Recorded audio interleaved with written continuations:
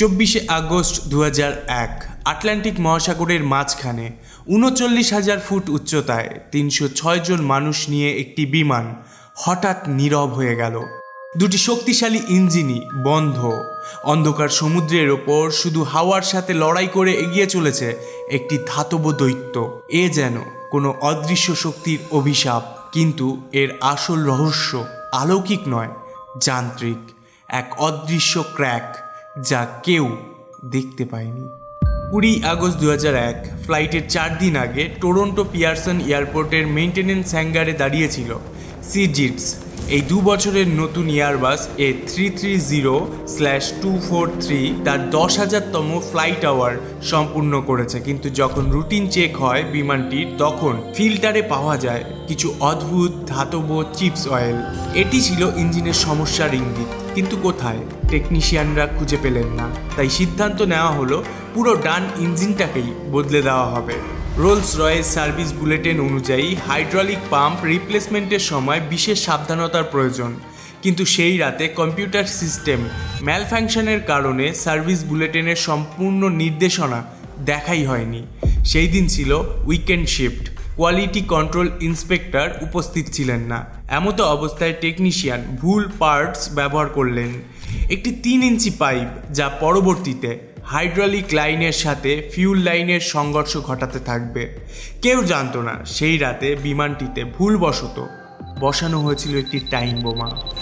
23শে August 2001 Toronto Pearson airport থেকে runway 24L দিয়ে স্থানীয় সময় 8:52 ইউটিসি টাইম 12:52-তে সিজিটস নিজের 7 ঘন্টার যাত্রা শুরু করে। গন্তব্য লিসবন, পর্তুগাল। প্লেনটিতে ছিল 293 জন যাত্রী, 13 জন ক্রু মেম্বার, মোট 306 জন। অধিকাংশ যাত্রী ছুটির পর পর্তুগাল ফিরে যাচ্ছেন, অনেকে আবার ইউরোপ ভ্রমণের জন্য যাচ্ছেন। তারা জানেন না এই রাতে তাদের জীবনের সবথেকে ভয়াবহ ও অলৌকিক অভিজ্ঞতার মুখোমুখি হতে হবে। বিমানটি 2 বছরের পুরনো এয়ারবাস A330/243। 17 মার্চ 1999 সালে এটি প্রথম ফ্লাইট নেয়। 362 সিটের কনফিগারেশনের এই বিমানে দুটি Rolls Royce tent 772B60 engine রয়েছে। প্রত্যেকটি ইঞ্জিন 316 কিলোনিউটন শক্তি উৎপন্ন করতে সক্ষম। এদিকে ককপিটে 48 বছর বয়সী ক্যাপ্টেন রবার্ট পিশে ছিলেন। তার ছিল 16,800 ফ্লাইট আওয়ারের অভিজ্ঞতা, যার মধ্যে 796 ঘন্টা এই A330-তে। কিন্তু তার একটি অন্ধকার অতীতও ছিল। 1983 সালে গাঁজা পাচারের জন্য তার 5 বছরের সাজা হয়েছিল, যার মধ্যে 16 মাস তিনি জেল খেটেছিলেন। 1986 সালে মুক্তি পেয়ে আবার ফিরে এসেছিলেন পাইলটিংয়ে। জেলে থাকাকালীন তিনি পড়াশোনা করেছিলেন এরোডাইনামিক্স নিয়ে, যার ফলে তার বিশেষত্ব ছিল গ্লাইডিং। পিশের পাশেই বসেছিলেন ফার্স্ট অফিসার ডার্ক ডিজাগার, মাত্র 28 বছর বয়স, 4,800 ফ্লাইট আওয়ার এবং 386 ঘন্টা A330-র অভিজ্ঞতা। ডিজাগার ছিলেন তরুণ, উৎসাহী, কিন্তু এখনও অনভিজ্ঞ দুর্যোগ ব্যবস্থাপনায়। টেক অফের সময় বিমানে ছিল 46.9 টন জ্বালানি, নিয়মের চেয়ে 4.5 টন বেশি। এই অতিরিক্ত জ্বালানি নিয়ে যাওয়া হয়েছিল সাবধানতা হিসাবে, কারণ আটলান্টিক ক্রসিংয়ে আবহাওয়া পরিবর্তন হতে পারে।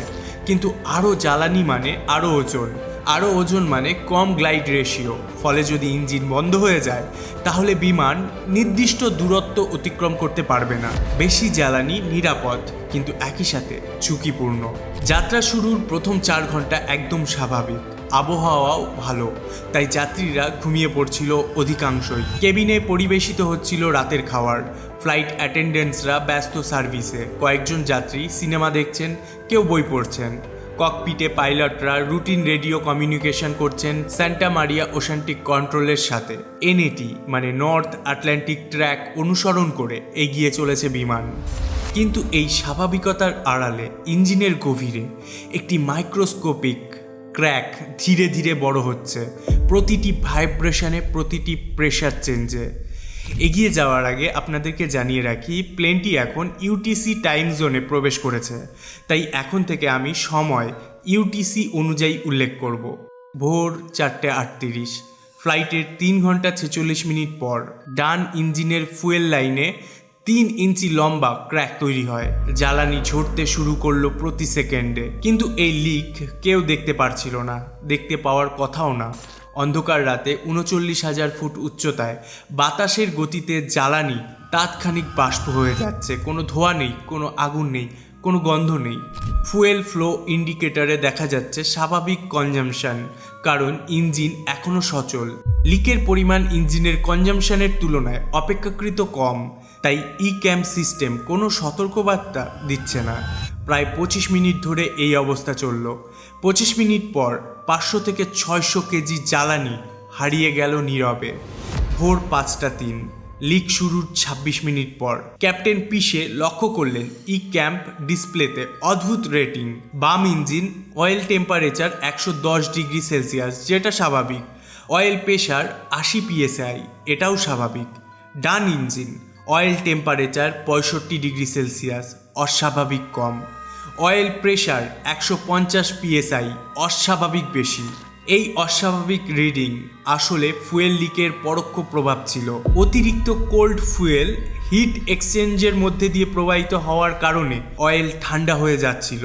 কিন্তু পিশে ভাবলেন এটা হয়তো ফলস রিডিং। তিনি মন্টেরিয়ালে এয়ার ট্রানজিট মেইনটেনেন্স কন্ট্রোল সেন্টারের সাথে যোগাযোগ করলেন। সেখান থেকে বলা হলো পরিস্থিতি মনিটর করতে। এদিকে বিমানের অটোমেটিক ফিউল ম্যানেজমেন্ট সিস্টেম নিজের মতো কাজ করে যাচ্ছিল। ট্রিম ট্যাঙ্ক থেকে জ্বালানি হস্তান্তরিত হতে লাগলো মেইন ট্যাঙ্কে, যা স্বাভাবিকের চেয়ে অনেক আগে শুরু হয়েছিল। কিন্তু এই ব্যাপারটা পাইলটের নজরে আসেনি, কারণ তারা ব্যস্ত ছিল অয়েল প্রেশার অ্যানোমালি নিয়ে। ক্যাম্প সিস্টেম শুধু টেক্সট বেসড ওয়ার্নিং দিতে পারত, ভিজুয়ালি এটি দেখাতে পারতো না যে ফিউল লিক হচ্ছে। এটি ছিল A330 একটি ডিজাইন লিমিটেশন। যাই হোক, 5:33 ক্যাম্প স্ক্রিনে উজ্জ্বল হয়ে ফুটে উঠল ফিউল ইমব্যালেন্স। বাম উইং ট্যাঙ্ক 9,500 কেজি, ডান উইং ট্যাঙ্ক 6,500 কেজি, অর্থাৎ 3,000 কেজি। এটা অস্বাভাবিক। A330-তে সাধারণত দুই ট্যাঙ্কের মধ্যে পার্থক্য 1,500 কেজির বেশি হয়ই না। ক্যাপ্টেন পিশে তৎক্ষণিক সিদ্ধান্ত নিলেন ক্রস ফিট ভ্যালু খুলে দিয়ে বাম ট্যাঙ্ক থেকে ডান ইঞ্জিনে জ্বালানি সাপ্লাই করা হবে। কিন্তু এখানেই হলো ভয়াবহ ভুল। ফিউল ইমব্যালেন্স চেকলিস্টে স্পষ্ট লেখা ছিল warning, if fuel lake suspected, accomplish fuel lake procedure first. কিন্তু পিশে চেকলিস্ট দেখলেন না, তিনি তার মনের থেকে কাজ করলেন।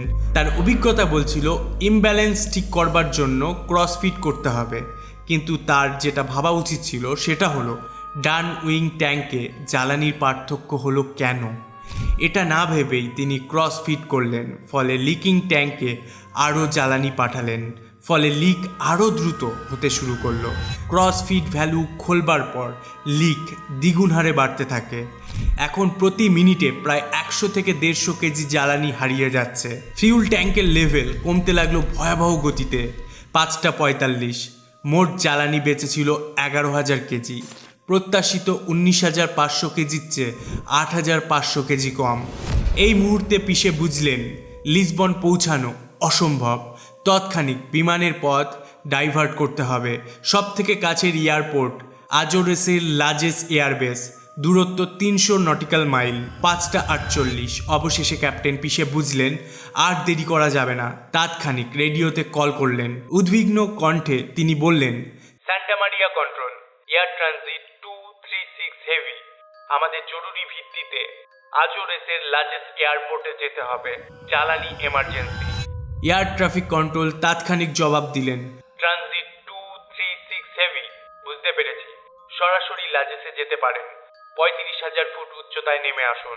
কিন্তু এখানেই ঘটল অদ্ভুত ব্যাপার। বিমানটি হঠাৎ 14 ডিগ্রি ভুল দিকে মোড় নিল। কেন? আসল সমস্যা ছিল অটো পাইলট সিস্টেমে। বিমানের কম্পিউটার ভুল পথ দেখাচ্ছিল ট্রু হেডিং এবং ম্যাগনেটিক হেডিংয়ের গোলমেলে। 2 মিনিট পর এয়ার ট্রাফিক কন্ট্রোল আবার কল করলো। ট্রানজিট 236 হেভি, আপনি 230 ডিগ্রি ম্যাগনেটিক হেডিংয়ে যান। কিন্তু ক্যাপ্টেন পিশে জবাব দিলেন না। কেন? তিনি তখন ব্যস্ত ছিলেন জীবন মৃত্যুর হিসাব কষতে। কত জ্বালানি বাকি, কত দূর যেতে পারবেন, লাজেস পৌঁছানো আদৌ কি সম্ভব? প্রতিটি সেকেন্ড গুরুত্বপূর্ণ, প্রতিটি ভুল হতে পারে শেষ ভুল। ক্যাপ্টেন পিসে এবার চূড়ান্ত চেষ্টা করলেন। ফ্লাইট অ্যাটেন্ডেন্টদের বললেন, জানলা দিয়ে তাকিয়ে দেখুন বিমানের বাইরে কিছু অস্বাভাবিক দেখা যাচ্ছে কিনা। কিন্তু 29,000 ফুট উচ্চতায় ঘুটঘুটে অন্ধকার রাতে কী বা দেখা যাবে? তার উপর জ্বালানি বাষ্প হয়ে গেলে কোনো দৃশ্যমান চিহ্ন থাকেই না। ক্রুরা ফিরে এসে জানায় যে কিছুই দেখা যাচ্ছে না। 5:08 হঠাৎ স্ক্রিনে জ্বলে উঠল লো লেভেল চূড়ান্ত সতর্কবার্তা। দুটি ট্যাঙ্কেই জ্বালানি প্রায় শেষ, প্রতিটি ট্যাঙ্কে মাত্র 1,600 কেজি জ্বালানি বাকি, মানে মোট জ্বালানি 3,300 কেজিরও কম। এদিকে গন্তব্যে পৌঁছাতে লাগবে প্রায় 30 থেকে 40 মিনিট। পিসে এবার নিশ্চিত হলেন এ এক মরণ ফাঁদ। সকাল 6:13 ফার্স্ট অফিসার ডিজাগার চিৎকার করে বললেন, ডান ইঞ্জিন বন্ধ হয়ে গেছে, জ্বালানি শেষ। ডান ইঞ্জিনের আগুন নিভে গেল। এখনও গন্তব্য 150 নটিক্যাল মাইল দূরে। তাৎক্ষণিক বিমান নামতে লাগলো 33,000 ফুটে। একটি ইঞ্জিন দিয়েই উঠতে হবে এখন। বাম ইঞ্জিনের উপর চাপ বেড়ে গেল। ডিজাগারের কণ্ঠ দৃঢ়, কিন্তু ভেতরের আতঙ্ক নিয়ে কন্ট্রোল রুমে জানালেন, মেডে মেডে মেডে, এয়ার ট্রানজিট 236 হেভি, আমাদের ইঞ্জিন বিকল, লাজেসের দিকে যাচ্ছি। এয়ার ট্রাফিক কন্ট্রোল সাথে সাথে জবাব দেন, বুঝতে পেরেছি, অনুমতি দেওয়া হলো। সকাল 6:26 ডিজাগারের দৃঢ় কণ্ঠ কন্ট্রোল রুমে জানান দিল, বাম ইঞ্জিনও বন্ধ হয়ে গেছে। বিমানের নিজস্ব কোনো শক্তি নেই, সম্পূর্ণ বিমানটি এখন গ্লাইড করছে। 33,000 ফুট উচ্চতা, গন্তব্য থেকে এখনও 65 নটিক্যাল মাইল দূরে। কোনো ইঞ্জিন নেই, কোনো বিদ্যুৎ নেই, কোনো হাইড্রোলিক নেই, শুধু একটি ছোট্ট যন্ত্র, র্যাম এয়ার টারবাইন, হাওয়ার শক্তিতে সামান্য বিদ্যুৎ তৈরি করে প্রয়োজনীয় যন্ত্রগুলো চালু রেখেছে। সকাল 6:31 অক্সিজেন মাস্ক নেমে এলো। কেবিনে চাপ নেই, বাতাস নেই। যাত্রীরা বুঝতে পারলেন কিছু ভয়াবহ ঘটেছে। ঘোষণায় শুধু বলা হলো কিছু প্রযুক্তিগত সমস্যা হয়েছে। ফ্লাইট অ্যাটেন্ডেন্টরা যাত্রীদের শেখাতে লাগলেন কিভাবে বসতে হবে, লাইফ জ্যাকেট কোথায়, জরুরি দরজা কোনগুলো। অন্ধকার কেবিনে শুধু জরুরি আলো, ভয়ার্ত চোখ, নীরব প্রার্থনা। A330 বিমানের গ্লাইড অনুপাত 19.1, মানে 1,000 ফুট উচ্চতায় 19,000 ফুট এগিয়ে যেতে পারে। প্লেনটি যেহেতু 33,000 ফুট উচ্চতায় অবস্থান করে আছে, তাই থিওরিটিক্যাল ম্যাক্সিমাম গ্লাইড ডিস্টেন্স হবে 33 × 19 = 6,27,000 ফুট, প্রায় 102 নটিক্যাল মাইল। অর্থাৎ খাতায় কলমে প্লেনটি গ্লাইড করতে করতে লাজেসে টেক অফ করতে পারবে, কিন্তু বাস্তব ছিল ভিন্ন। কোনো ফ্ল্যাপ নেই, কোনো স্পয়লার নেই, কোনো রিজার্ভ থ্রাস্ট নেই, নাকের চাকা ঘোরানো যাচ্ছে না, শুধু লেজের পাতা আর দিক নির্দেশক নিয়ে বিমানটিকে নিয়ন্ত্রণ করতে হচ্ছে। এখানেই কাজে এলো পিসের অতীত অভিজ্ঞতা। জেলে থাকাকালীন সময়ে তিনি গ্লাইডার বিমানের বায়ুগতিবিদ্যা নিয়ে গভীর পড়াশোনা করেছিলেন। তিনি জানতেন 4টি মূলনীতি। সর্বোত্তম গ্লাইড গতি বজায় রাখতে হবে, অতিরিক্ত উচ্চতা নষ্ট করতে হবে, হাওয়ার হিসাব রাখতে হবে, অবতরণের সময় গতি নিয়ন্ত্রণ করতে হবে। যে মানুষটির অন্ধকার অতীত ছিল, সেই অতীতের জ্ঞানী আজ 306 জনের জীবন বাঁচাবে। কিন্তু প্রশ্ন থেকে যায়, এই গণিত কি যথেষ্ট হবে মৃত্যুর বিরুদ্ধে লড়তে? 6:26 থেকে 6:45, মানে 19 মিনিট।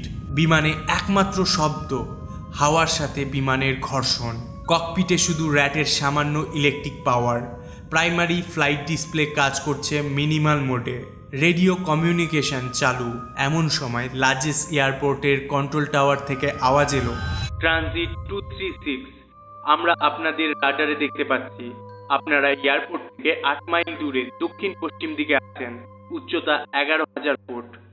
ক্যাপ্টেন পিসে সাথে সাথে জবাব দিলেন, বুঝতে পেরেছি, আমরা বাম দিকে 360 ডিগ্রি ঘুরছি উচ্চতা কমানোর জন্য। এই 360 ডিগ্রি ঘোরা এবং SOA ঘোরাটা ছিল এক অসাধারণ পাইলটিং কৌশল। আসলে কি হয়েছিল, পিসে বুঝতে পেরেছিলেন তার হাতে অতিরিক্ত উচ্চতা আছে, কিন্তু এই উচ্চতা অপচয় করতে হবে খুবই সাবধানে। যদি খুব তাড়াতাড়ি নামেন, বিমানের গতি বেড়ে যাবে, নিয়ন্ত্রণ হারিয়ে ফেলবেন। আর যদি খুব ধীরে নামেন, দূরত্ব কমে যাবে, এয়ারপোর্ট পৌঁছানোই যাবে না। তাই তিনি করলেন কি, বৃত্তাকার ঘোড়া আর S আকারে বাঁক নিলেন। এতে অতিরিক্ত উচ্চতা কমে গেল, কিন্তু বিমানের মূল্যবান শক্তি নষ্ট হলো না। এই কৌশল শুধু বইয়ে পড়ে শেখা যায় না, এর জন্য চাই বছরের পর বছরের অভিজ্ঞতা আর তাৎক্ষণিক সিদ্ধান্ত নেওয়ার ক্ষমতা। সেই মুহূর্তে পিশে প্রমাণ করলেন তিনি শুধু একজন পাইলট নন, একজন শিল্পী। লাজেস এয়ারবেসের মিলিটারি কন্ট্রোল রুমে তখন পুরো টিম রাডার স্ক্রিনের সামনে বসে আছে। তারা দেখতে পাচ্ছেন বিমানটি প্রতি মিনিটে 2000 ফুট করে নামছে। দ্রুত ক্যালকুলেশন করে তারা বুঝলেন এই গতিতে বিমান আর মাত্র 15 থেকে 20 মিনিটের মধ্যে সমুদ্রে পড়ে যাবে।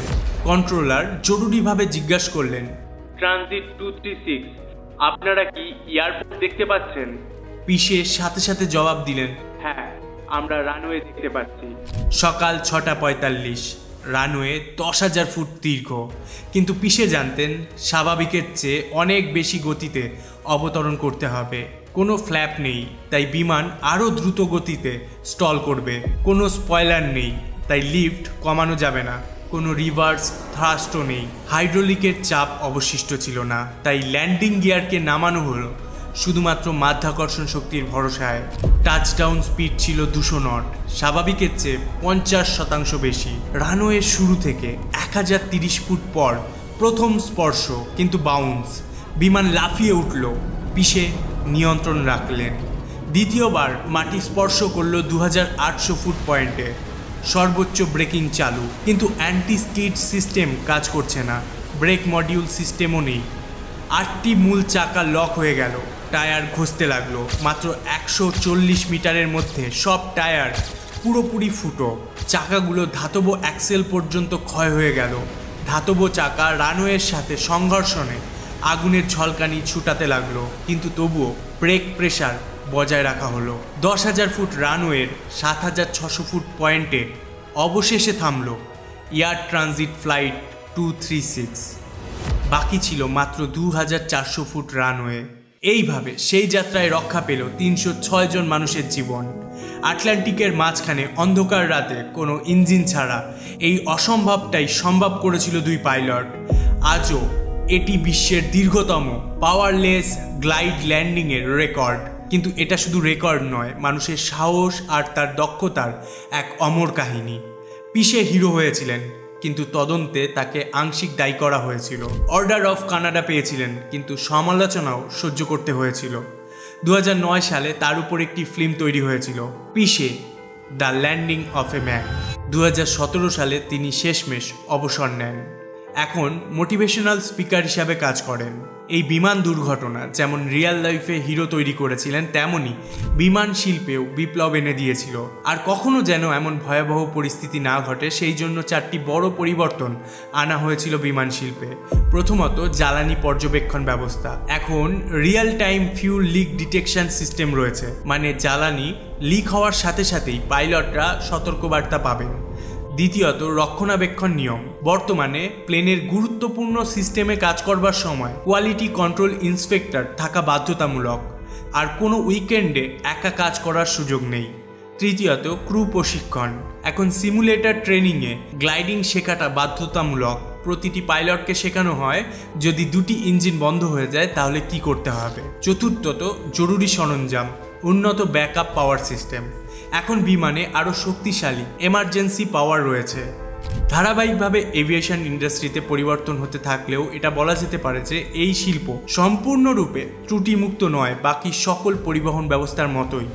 অতি সম্প্রতি আমাদের দেশের এয়ার ইন্ডিয়া ফ্লাইট 171-এর দুর্ঘটনা তার জলজান্ত একটি উদাহরণ। আপনাদের মধ্যে অনেকেই আমাকে এয়ার ইন্ডিয়া ফ্লাইট 117 নিয়ে ভিডিও বানাতে বলেছিলেন, কিন্তু দেখুন, দুর্ঘটনা সম্পর্কে আমরা সবাই অবগত। আমিও ছিলাম ব্রেকে, তাই তাৎক্ষণিক ভিডিও বানানো সম্ভব হয়নি। নতুন করে এখন এ বিষয়ে বলার কিছুই নেই। তবে এই ঘটনাটির তদন্ত শেষ হওয়ার পরে নিশ্চয়ই অদ্ভুত দশে এয়ার ইন্ডিয়া ফ্লাইট 171-এর সাথে কি হয়েছিল, কার দোষ ছিল এর পেছনে, তা নিয়ে ভিডিও আসবেই। তাই অবশ্যই চ্যানেলটিকে সাবস্ক্রাইব করে বেল আইকনটিতে প্রেস করে নেবেন। বেল আইকনটিতে প্রেস করতে ভুলবেন না। আজ এইটুকুই, দেখা হচ্ছে নেক্সট ভিডিওতে। সর্বশেষে সুস্থ থাকুন, খুশিতে থাকুন।